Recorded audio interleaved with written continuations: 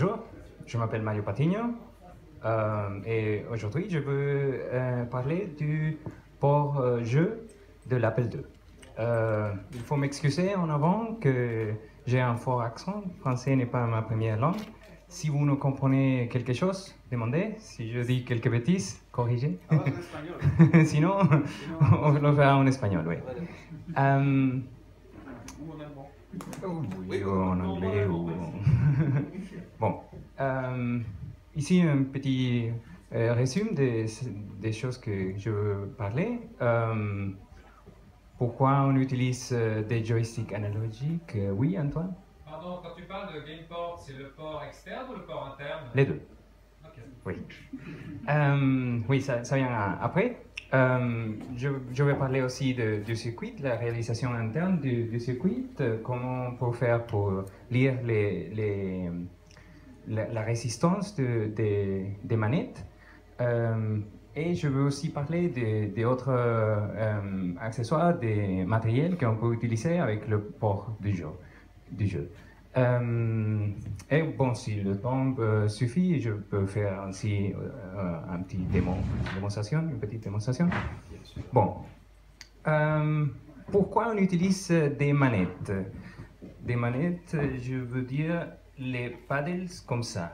Ça, c'est la version un petit peu plus neuve. La version ancienne, c'est un petit peu différent. Mais le premier, Apple II, était fourni avec des paddles déjà. Pourquoi? Parce que le principe de design de l'Apple II, c'était de faire une machine programmable avec laquelle on pouvait faire le jeu Breakout. Wozniak a fait pour Atari la version originale du Breakout, mais c'était avec des composants discrets. Et pour lui, c'était son rêve d'avoir une machine qu'on peut programmer pour jouer ce jeu. Et ça a eux aussi des influences dans d'autres décisions, par exemple le mode graphique à toutes couleurs, à 16 couleurs, ou le son, ou bon, les pads, les manettes comme pour jouer. Et aussi, c'est le principe qu'il faisait faire tout avec le processeur et pas avoir de circuit intégré spécialisé pour une seule tâche. Oui, ça sont peut-être les différences plus grandes entre l'Apple I et l'Apple II. C'était vraiment pour faire breakout. Bon. Le paddle, les manettes sont les contrôles les plus anciens. Et Pong, le premier jeu vidéo commercialisé vraiment, fonctionnait avec ça, mais c'était aussi un jeu discret. Et il avait un circuit intégré qui contrôlait directement les signaux vidéo sans avoir vraiment une programmation. Après, Woz a réalisé Breakout, Night Race était aussi bien connu, c'est avec des voitures. Il avait aussi des jeux arcade très connus, comme Space Invaders, Asteroids, qui n'avaient pas un paddle, mais le mouvement c'était toujours dans une dimension, c'est seulement deux directions. Et après, en 1980, Pac-Man commence, et avec ça, les jeux avec 4 directions. Et c'était le début pour le joystick. Au début, on pensait, bon, on peut jouer avec quelques manettes, mais après Pac-Man, presque tous les jeux utilisaient ce mouvement de 4 directions, et pour ça, ils faisaient utiliser un joystick. Et bon, parce que l'Apple II était fourni avec des paddles, la solution était le joystick analogique, qui c'est exactement le même qu'un paddle, mais 2 fois, une pour chaque direction. Ça, c'était une particularité de l'Apple II, qu'il utilisait des joysticks analogiques. Bon. Comment on peut faire pour lire le valeur d'une résistance comme celle qu'il y a dans le paddle? Normalement, on pouvait utiliser un converteur analogique digital pour le faire, mais ça c'est compliqué. C'était un circuit intégré spécialisé qui coûte cher et que c'est aussi très précis, mais que pour un jeu, ça suffit d'avoir des valeurs pas si précises. Et c'est pour ça que Woz a pensé de faire un circuit temporisateur.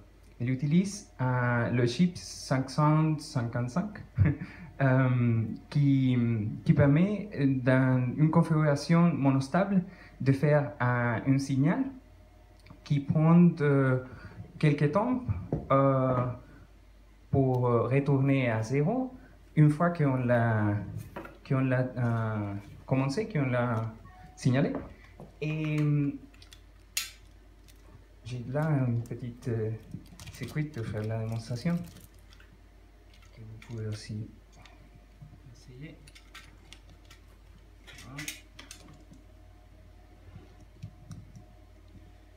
Et voilà, c'est ça le circuit qu'on utilise pour lire les paddles. Et l'appel 2, quand on lit une adresse, on fait on dispare le circuit, c'est le trigger. Et après quelques temps, et le temps dépend de la position du paddle, la signal retourne à zéro. Et c'est le processeur qui doit compter combien de cycles d'instruction il est nécessaire pour retourner à zéro et comme ça savoir la position. Mais l'intéressant de ce circuit, c'est qu'on peut appuyer plusieurs fois et la duration c'est le même. Le trigger c'est une seule fois. Et ça a aussi quelque importance quand on programme des choses avec le paddle. Vous pouvez jouer avec ça si vous voulez. Et bon, ce circuit intégré, le 555, est encore produit aujourd'hui. C'est vraiment très versatile, on peut faire beaucoup de choses. L'appel 2, 2 plus de ce, à une version quadruple, le 558, et l'appel 2C, le 556. Voilà, c'est ça le circuit, le chemin du circuit que vous avez dans la main. C'est la configuration monostable, comme j'ai dit, et cette résistance variable de 150 kΩ, c'est le régleur de la manette. Avec cette configuration, le temps maximum qu'il prend de cette pulse, c'est de 3 millisecondes. C'est vraiment rapide. Là, mon circuit, c'est avec dimension plus grande, comme ça on peut le voir, parce que 3 millisecondes sont difficiles à voir, mais des fois, on peut le sentir, avoir la sensation qu'on donne jeu, parce qu'il y a quelques retards dans la réaction du circuit. Bon, comme je dis, il y a une version quadruple dans l'appel 2C ou l'appel 2, et c'est ça le connecteur. On a la possibilité d'avoir jusqu'à 4 manettes, PDL0 à PDL3. Il y a aussi la possibilité d'avoir 4 boutons. Ça veut dire qu'en principe, on pouvait jouer à 4 avec les manettes ou à 2 avec les joysticks. Mais il n'y a pas beaucoup de jeux qui utilisent ça. Et c'est principalement parce que le codage, c'est difficile, ça prend du temps, ça fait le jeu un petit peu plus lent. Et c'est une raison pourquoi il n'y a pas beaucoup de jeux qui utilisent ces possibilités. Une autre chose intéressante, c'est les signaux AN0, AN1, 2, 3. Parce que ça sont des sorties, ce ne sont pas des entrées, ce sont des sorties qui permettent de contrôler aussi des choses avec le porte-jeu. Tu as une question? Oui. Quand tu disais que ça rend le programme plus lent, en fait, au niveau de l'exécution du programme, ça la ralentit, il y a une inertie. D'accord. Oui. Ça ralentit le procès parce que le CPU, le processeur ne peut faire une autre chose, il faut attendre à que la signal retourne à zéro. Et ça pour chaque manette. Et ça prend du temps exactement parce que pour le disparaître, le circuit, c'est en commun. C'était la même signal pour les 4 éléments. Ça veut dire tu ne pouvais pas lire le premier et quand il était fini, redisparaître et utiliser encore faire encore une mesure parce qu'il faisait attendre à que toutes les 4 étaient prêts. Et ça, c'est chaque fois 3 millisecondes et 12 millisecondes, c'est une chose que pour un jeu d'action, d'arcade, c'est déjà important. Et il y a aussi la variante, le connecteur de 9 pins, qui n'a pas toutes les connexions. Surtout, les annonciateurs ne sont pas là. Ça veut dire que pour faire des interfaces avec sortie, il faut utiliser le port interne. L'externe n'est pas pour ça. Mais bon, on a encore la possibilité d'utiliser 4 manettes, mais il manque un bouton. Et ça veut dire qu'un jeu de 4 ne peut pas être réalisé avec 7 ports. Peut-être que c'était aussi une raison pourquoi il n'y a pas beaucoup de jeux avec cette possibilité. On n'a pas d'alimentation non plus là-dessus. Et si, l'alimentation est là, 5 volts est là. Oui, oui. Mais oui, 4 manettes mais 3 boutons, c'est pas très pratique. Et ça veut dire aussi qu'un jeu avec 2 joysticks n'est pas possible non plus. Bon, comme j'ai dit, il y a ce signal disparaît. Ah, sur la slide précédente, il y a des étoiles pour le. Ah oui, ça c'est important. Les étoiles, c'est parce que ça c'est la variante de l'Apple IIe, mais l'Apple IIc n'a pas le PDL2, le PDL3, parce que là on a utilisé cette pin pour le signal de la souris. Ah oui. Et oui, parce qu'en 1984, il faut vendre des ordinateurs avec la souris. Et c'était ça. C'était encore une limitation qu'il avait avec cette porte. Bon, pour lire les valeurs de résistance, il faut faire disparaître le circuit comme on fait là avec le bouton. Mais ça disparaît tous les 4. Et on ne peut pas le recommencer. Ça veut dire que si on a la position presque 0 et la signal retourne à 0 très vite, il faut encore attendre pour le redisparaître parce que les autres 3 peut-être marchent encore. Ça veut dire qu'il faut attendre à que le temps maximum a passé ou on peut essayer de lire les signaux simultanément, mais c'est pas facile. Et c'est pour ça qu'il y a une routine très bien faite de Bob Sanders-Sedeloff, c'est l'auteur d'Assembly Lines, et il y a aussi un compileur et tout ça, et où il explique comment on peut faire. C'est une routine un petit peu grande, mais qui a la particularité que c'est parfaitement symétrique. N'importe quel paddle est fini encore ou quoi, ça retourne les mêmes valeurs pour les deux. Il y a une autre routine un petit peu plus connue et plus facile dans le livre de Game Design, mais qui c'est très réduit le range des valeurs qu'on peut trouver. Mais parce que ce livre c'était si important dans cette époque, il y a beaucoup de jeux qui utilisent exactement cette routine. Et parce que le range est si réduit, on ne peut pas vraiment avoir des positions intermédiaires. Et c'est plus tout en haut, tout en bas, tout à droite, tout à gauche. Et c'est ça qui a fait aussi que le joystick analogique n'avait pas vraiment cette importance. Il y a autres fabricants comme Commodore, comme Atari, qui ont dit au début, il ne faut pas utiliser des joysticks analogiques, on utilise les joysticks digitales, sont moins chers, sont plus faciles à faire, et ils sont aussi plus robustes, c'est difficile à casser, et la plupart des jeux fonctionnent parfaitement avec ça. Bon, mais une chose très pratique avec cette entrée, avec ce circuit temporisateur, c'est que comme on peut utiliser n'importe quel capteur comme une résistance variable. La formule pour le temps, c'est marqué là. Et bon, le condensateur c'est fixe, mais la résistance peut être choisie.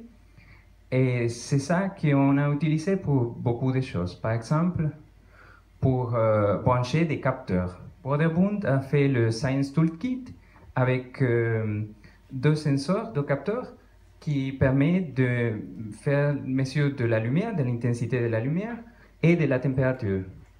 Je l'ai ici et c'est un système vraiment simple. Là, je crois que c'était d'un jeu à taille de 1600. On n'a pas même investi pour faire une boîte plus jolie. Mais le logiciel, c'est bien sympa et je peux faire après une démonstration. Mais c'est ça, avec le même circuit, on peut faire mesure de température et de la lumière. Il y a aussi le Thunderscan qui Antoine m'a vendu pour le prix juste, qui utilise le même principe. C'est branché aussi aux portes du jeu et utilise un capteur optique c'est pas vraiment de très haute résolution, mais qui s'est bien focusé. Il y a un régleur ici pour faire le focus et on le place dans l'imprimante, l'image writer, et il fait le scan, tout contrôlé par le logiciel. Si vous voulez le voir, je peux le passer parce que c'est une chose qu'on ne voit pas tous les jours. Bon, il y a aussi quelques autres manettes alternatives, comme par exemple le Party Quiz de Soncom, qui vient avec 7 contrôles, avec 4 boutons. Mais les 4 boutons n'utilisent pas les entrées digitales, il utilise les entrées analogiques. Ça veut dire qu'il y a le circuit, c'est avec des résistances que quand on appuie, les résistances sont branchées ou pas branchées.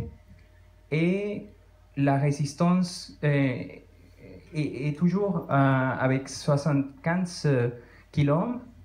Ça veut dire c'est la position à la moitié de paddles. Et avec ça, on peut aussi réduire un petit peu le temps maximum que chaque joueur a pour reconnaître la signal.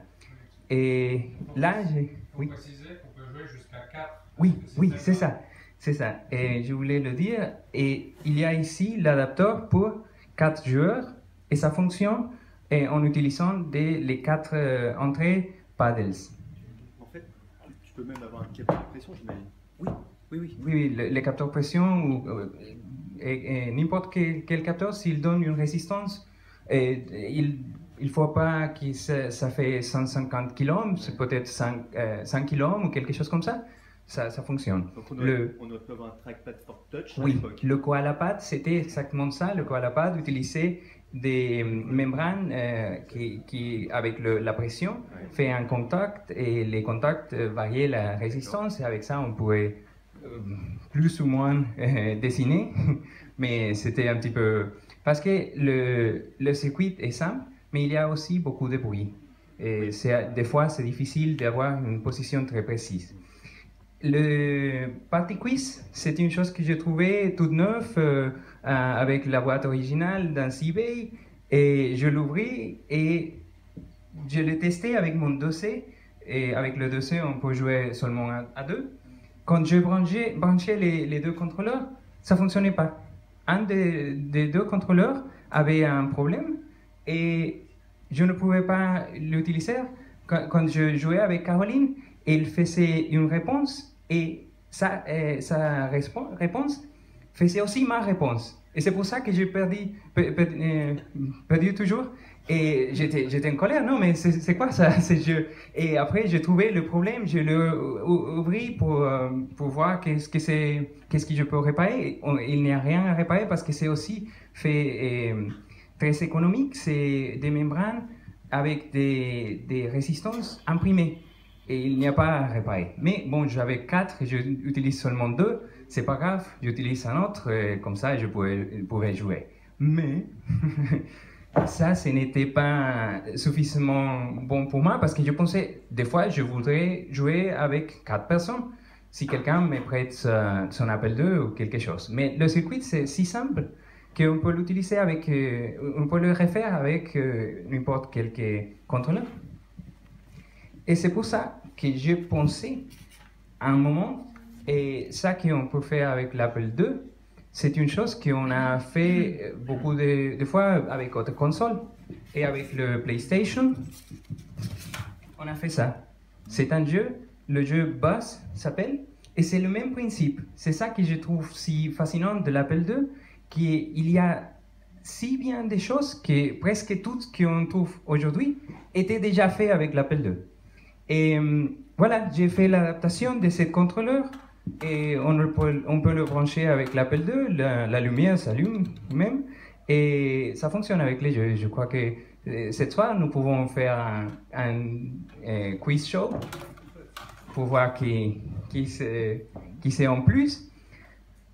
Une chose intéressante, c'est aussi que le party quiz a des questions un petit peu nulles.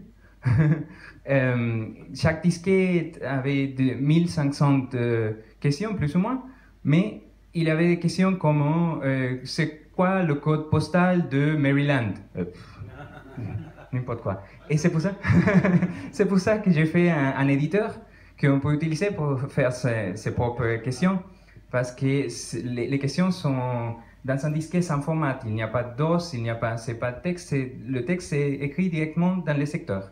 Et j'ai utilisé le Nibbles Away langage pour lire les secteurs, pour les écrire, et voilà. Comme ça, j'ai mis quelques questions qui ont un petit peu plus en commun avec l'Apple et pas des choses spécifiques des États-Unis. Mais bon, comme je dis avant, beaucoup de jeux utilisaient seulement les 4 directions, n'importait plus si le joystick était analogique ou pas. Pour jouer, il faut seulement aller complètement à droite, à gauche. Je voulais aussi utiliser un joystick qui est bien connu dans les scènes rétro, c'est le Competition Pro. Et je me demandais, et pourquoi je ne peux pas le brancher avec mon Apple II? J'ai cherché et il y avait beaucoup de circuits proposés dans Internet. Par exemple, il y a un livre, le Computer Controller Cookbook, où on propose ce circuit-là. Avec ce circuit, on utilise un circuit intégré, le 4066. C'est un interrupteur analogique contrôlé électroniquement et un inverseur, le 7404. Et avec ça, on peut choisir quelle résistance est activée dans un instant, dépendant de quelle position le joystick avait. Mais bon, c'était un circuit qu'il faut faire 2 fois, un pour chaque direction. Et il utilise 2 circuits intégrés. C'est un petit peu compliqué. Et je me demandais, bon, il faut qu'il y ait une solution un petit peu plus simple, parce que c'est trivial, c'est seulement avoir 3 résistances, dépendant de quelle position le joystick a.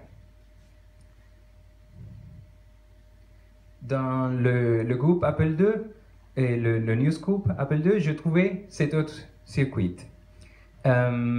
C'est basé avec un porte logique noir et il utilise 2 résistances, 2 diodes. Bon, c'est mieux, mais il y a encore un circuit intégré. Et je pensais non, c'est encore beaucoup. Il doit avoir une solution plus facile que ça. Dans un magazine allemand de l'Apple User Group Europe, AUG, j'ai trouvé cet autre circuit. Et ça, c'était plus sympa parce qu'il n'y avait pas de circuit intégré, mais il y a encore 2 transistors, il y avait encore un diode et beaucoup de résistance. Et il faut le faire 2 fois, un pour chaque direction. Et je pensais, non, mais ça veut dire qu'il faut avoir une boîte avec cet adapteur, et c'est beaucoup de travail, beaucoup de composants. Peut-être que je le peux faire pour moi, mais l'idée, c'est de partager. Et c'est pour ça que je suis arrivé à cette solution ici. Tout le monde essayait d'utiliser des transistors NPN et c'est pour ça que le circuit était toujours un petit peu complexe. Mais si on pense qu'on peut utiliser aussi un PMP, la logique est plus facile. Et avec ce circuit, j'ai besoin seulement d'un transistor et bon, 5 résistances, 1 pour le bouton et 4 pour le circuit. Et il y a aussi un avantage qui c'est que la position à la moitié, c'est fait avec le parallèle de 2 résistances. Ça veut dire que j'arrive vraiment à la moitié sans avoir besoin d'un réglage pour avoir le centre. Le centre n'est pas parfait, mais pour la posture de jeu, ça fonctionne suffisamment bien. Et voilà, ce circuit, je fais la première version artisanale, ça m'a pris 3 heures peut-être le faire, mais je suis arrivé de le mettre dans cette petite boîterie. Et j'ai fait un deuxième pour un ami, et cet ami m'a donné ses paddles en échange. Mais parce que c'était vraiment beaucoup de travail, mais je voulais partager. Et c'est pour ça que je pensais, bon, je vais faire les plaques, et comme ça c'est plus facile à souder. Si j'arrive à faire une plaque si compacte, ça va être super.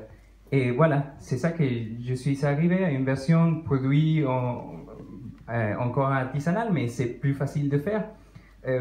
Ça me prend peut-être que 10 minutes pour tout le faire et tout l'assembler. Et après, on a une petite boîte bien jolie.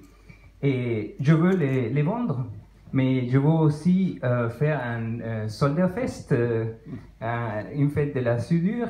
Et c'est pour ça que j'ai pris tous les composants, toutes les choses qu'il faut faire, parce que c'est bien petit et quelqu'un qui veut pratiquer un petit peu la soudure peut l'acheter comme ça pour 10 euros.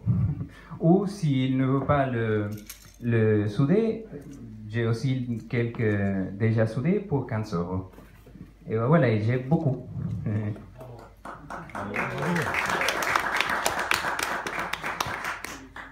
Là sont mes références, la routine en assembleur pour faire la médiation de la résistance, aussi les références de l'autre circuit que j'ai présenté. Et voilà, merci à Stéphane. Je peux revenir en arrière juste, Et oui. juste une page en arrière. Oui.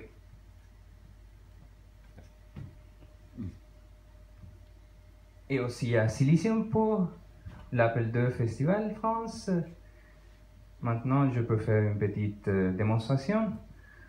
Je vais commencer avec une démonstration de l'éditeur des questions de Party Quiz. C'est ça, les questions que je trouve vraiment nulles, mais j'ai fait aussi mes propres questions avec des sujets un petit peu plus intéressants. Et c'est tout fait avec Nadol. Si vous ne connaissez pas, c'est un super langage de programmation. Pour, ah bon. Attends, quand même, la réponse à la première question, c'est bien. Oui, Berthold. Et voilà, avec ça, on peut éditer les questions et tout ça. Et c'est pratique, parce que comme ça, on peut éliminer les questions nulles. La question 69, par exemple, c'est Area Code of Memphis, Tennessee. Nous pouvons écrire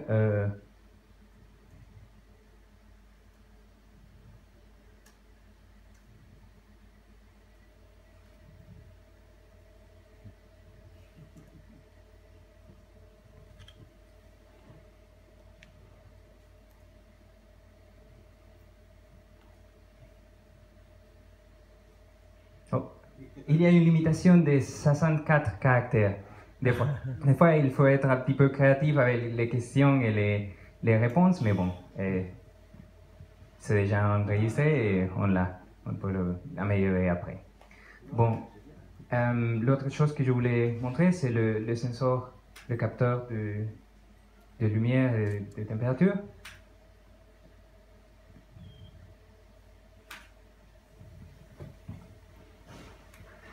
Avec cette photorésistance, on peut voir qu'avec la lumière dehors, la valeur est plus haut et que si je le mets à l'ombre, que ça se réduit. Et ça, c'est simplement avec le pôle du joystick. Et la température, c'est pareil. Ce Dieu, c'est sympa, mais il est protégé, Antoine. J'ai besoin de toi.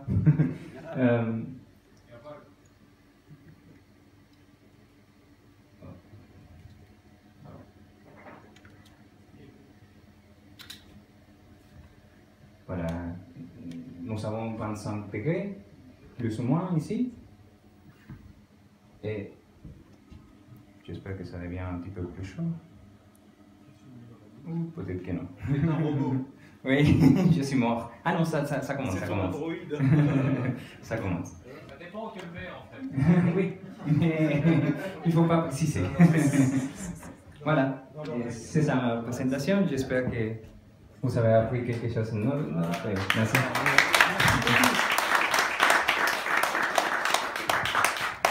Surtout pour